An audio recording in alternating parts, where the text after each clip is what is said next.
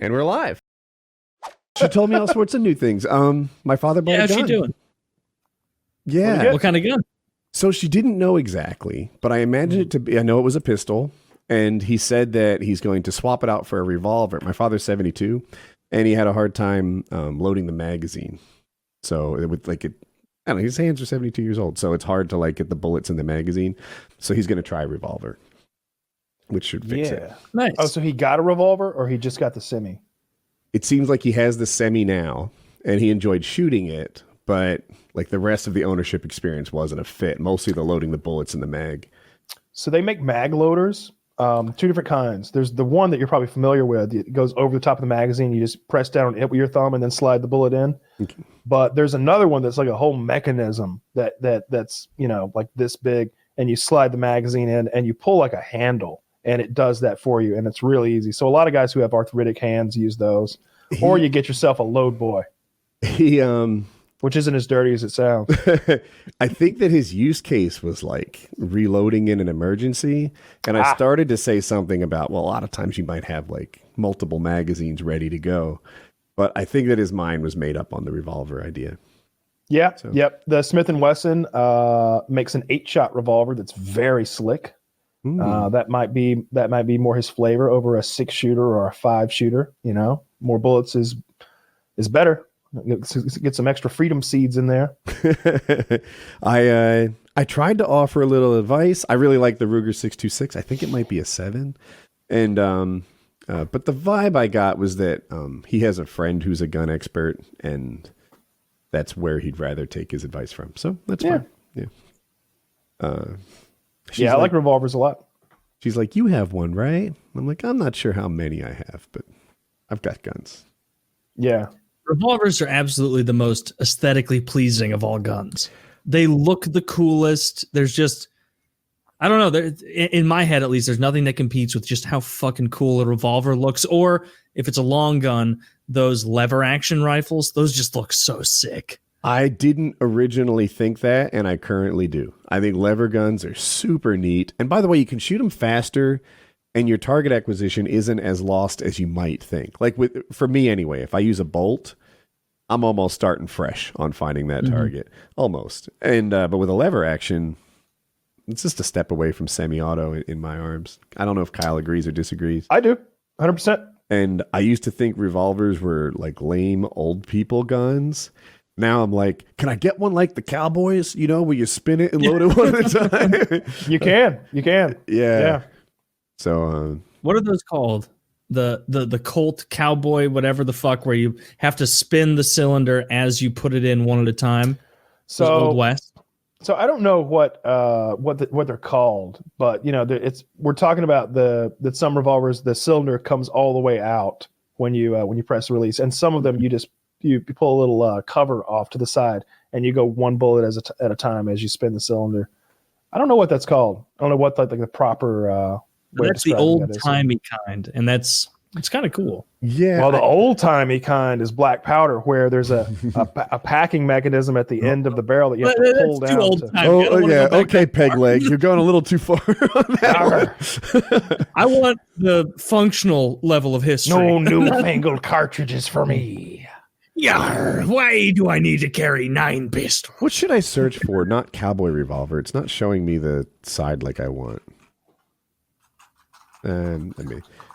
Usually when we have conversations like this, I try to augment it with pictures for the viewers. Look up revolver from a long time ago. Should I really do this? Cowboy revolver isn't giving me the hits I wanted. What is the name of that? There's probably a name for that action. I don't know. Maybe I'm taking too long on this topic, but yeah, anyway, yeah, some of my tastes have evolved. I used to be all about, I guess, like current NATO standards. And now I'm like, you know, Cowboy shit's where it's at. I think it's just the Colt single action style revolver. But it also says that a Cowboy load is when you just, or wait, that's when, I don't fucking know. I'm not clicking the video. You're on YouTube. I think they call it a loading gate or a trap door. What to do with a revolver with a trap door or loading gate? If your gun works with a loading gate, then you'll have to open it. Then you'll find it. It's at the back of the cylinder, and in this case, you expect movement forward. Blah, blah, blah, blah, blah, blah.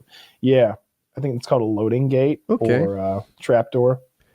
So, chat, a loading gate works like this, and as you have to spin. I guess it's called the wheel, and take one out and put a fresh one in, and that's your sort of access to it.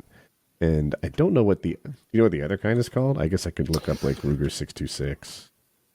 I think it's Ruger.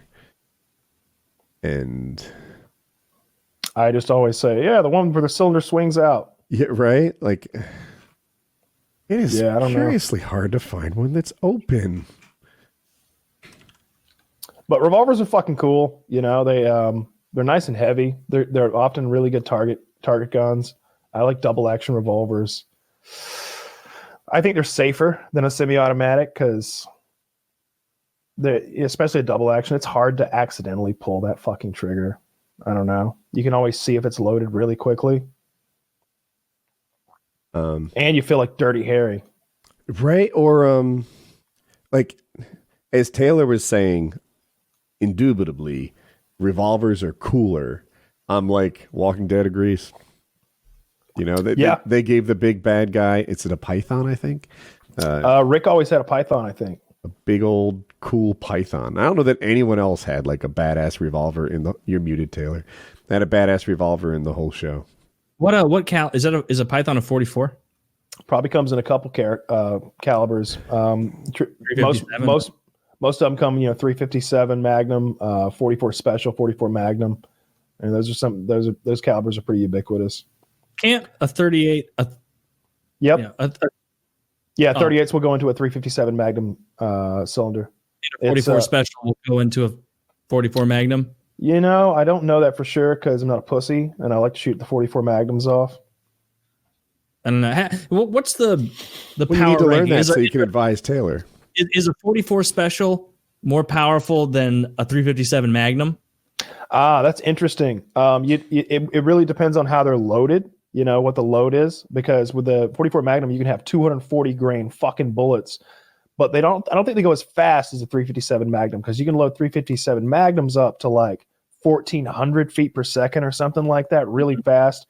I think you would want to come down to like how many foot-pounds of energy are being exerted, and the 44 Magnum probably almost certainly wins that. It does win that, but they're both very powerful. The 44 Special is smaller than the Magnum. So no, I know, but I'm saying the 44 Special versus the 357 Magnum. Oh, is I don't the know. 357 Magnum more power? I never knew that because I never looked into what the specifications are for going from the Magnum round to the Special round. Like how much you need to back off. Is it like a powder amount? It's a powder amount, and oftentimes a cartridge length amount. But I never had a 44 Special. I don't think I've ever even shot one, but I've got a lot of experience with the 44 Magnum and the 357 Magnum. And I mean, shit, they're both super fucking powerful. You can hunt deer with a 44 Magnum. What do you even like as far as versus another person? It doesn't seem like there's any reason to go for a 44 over a 357. So my grandpa was a trucker in the 70s, and he said he kept a 44 Magnum revolver with him just in case, and it was just like that seems like such overkill. You know where like, it might not be? 357. My father-in-law, I think, kept a 44 because in New Jersey there's a bear problem, and if you're going to carry a pistol, I don't know if any pistol solves the problem. I don't know what Kyle's thinking right now, but best effort perhaps. I think I think like park rangers in some areas with high bear densities carry 10 millimeter. They do 10 millimeter Glocks and stuff like that. High capacity 10 millimeters. Again, something I have very little experience with. I shot some 10 millimeter submachine guns, but I don't know a lot about the round. I never did that thing that I did with a lot of other calibers where I shot ballistics gel and shot so many different kinds of targets that I got a real feel for what they did to like a melon versus an animal versus ballistic gel, steel and I mean, the mannequins were mostly silly, but you get a pretty good idea of what they would do to person's clothes, at least. You see the massive hole that it tears on the backside. But yeah, if I were getting like a self-defense fuck that. If I were getting a revolver to be cool, because that's what you're getting a revolver to fuck around with. You get the 357 Magnum, and then you can put the 38 wad cutters in it and shoot it so cheap and no recoil. What does that mean? A wad cutter. It's a style of bullet. It's basically just like shooting a cylinder.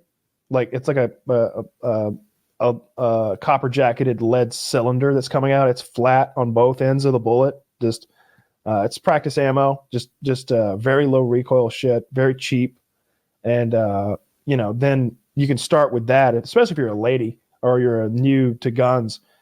In the frame of a 357 Magnum revolver, it's just cap. Not even that. It'd be less recoil than that. I mean, I guess if I really pussy wristed it, it might do that. But is it even worthwhile practicing with that though? 357 Magnum has the like bulk and density and strength to handle that big round. You put the little one in, it's so heavy it barely jerks.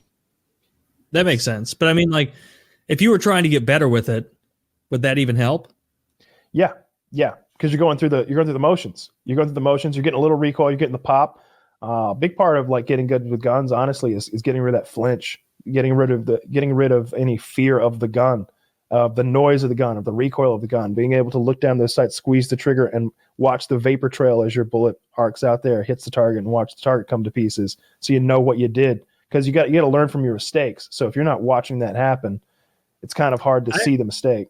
I've had the problem when shooting handguns at ranges of like anticipating myself flinching, and so like over correcting, I feel like, to the downward right angle. And I haven't shot a handgun in a while, but that's definitely something that I've done where I anticipate you're probably going to fuck up and jerk it, and then I overcorrect and end up shooting low right. That's the scenario where a 38 might help, right? Like, because you don't get because the 38 doesn't make you want to flinch, you can develop good mechanics. Yeah, my dad trained me to not have that bench shooting. I always, even as a kid, I wanted the biggest, most powerful rifle I could get. So at 12, I got a 7mm Magnum with 175 grain bullets, and it kicked the fucking shit out of me. That's a very stout 30 caliber rifle, and I'd be on the bench rest, and he'd load the bullets while I shot long range, and he'd put a bullet. He put a bullet in every third bullet. So if I flinched, I'd be. And he'd be like, no. What happened? I'm like, I flinched. Yep, can't flinch. So, squeeze, click. All right. And then there'd be a fucking bullet in it the next time. Squeeze, bam, and so much more accurate if you're not fucking flinching before you shoot. Your dad really set you up for success in the future he didn't know you would have. You've never done that, Taylor? What's that? I've done that too, with a pistol, though. I have, I don't know what they're called, plastic bullets of some sort. It's supposed to make dry snap fire. Caps. Snap caps, yeah. So someone else loads a 17-rounder in there. 2 of them are snap caps. And if you flinch on the snap caps, you're a piece of shit.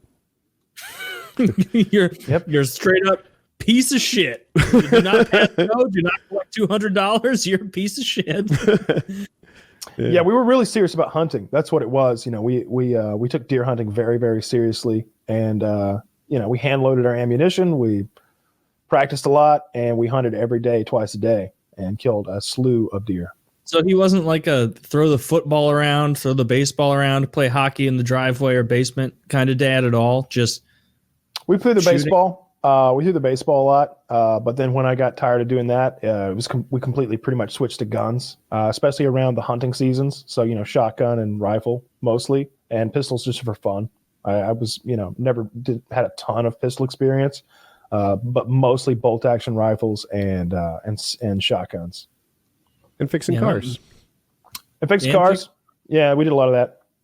My dad only took me a couple times, and yeah, it was way more us playing hockey in the basement, dad, son time than it was gun time. Different areas, I guess. Like we didn't have a place living in St. Louis where you could just drive and go shoot on a nice outdoor open range for the most part. Yeah, we always had guns in the car. There was always a 22 pistol and a 12 gauge shotgun in the car, a pistol in the glove box, and a shotgun in the toolbox. So for anything, just always shooting them, all the fucking time. My sixth grade project, my big sixth grade project you had to do at the end of the year was me standing there and shooting different loads from a 12 gauge into a plywood board like 20 feet away and gauging the level of damage. And that was fun, but nobody in New Jersey did that. No. Yeah, it sounds a little different. Mm-hmm. No, yeah, we did all sorts of redneck silliness because there's just nothing to fucking do here. So, we would have rat shoots. You know what I mean? Like we'd take a 12 gauge shotgun and stick it down the rats' holes. Like they would tunnel all under concrete pads and blast under there, and the pressure wave would blow out their eardrums.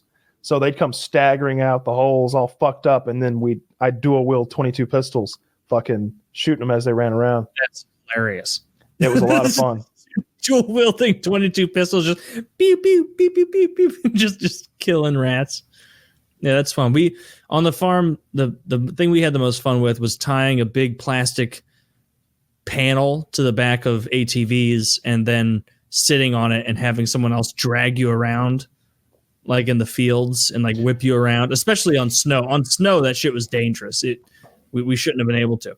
But then there were other times. There was we had and this is Missouri. Thick, lush, green plants everywhere, forest everywhere, bugs everywhere. And I remember once we would bring friends down to my grandparents' house to hang out and fool around. And I'm maybe 13, 14. And I would drive the four-wheeler while this big plastic tarp was tied by a rope about 15 feet back. And it, the way those tarps go is they scoop up into a U shape there when they get pulled.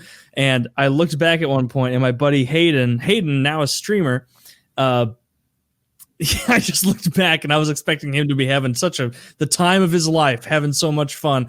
And he was like, "They're bugs! Bugs!" It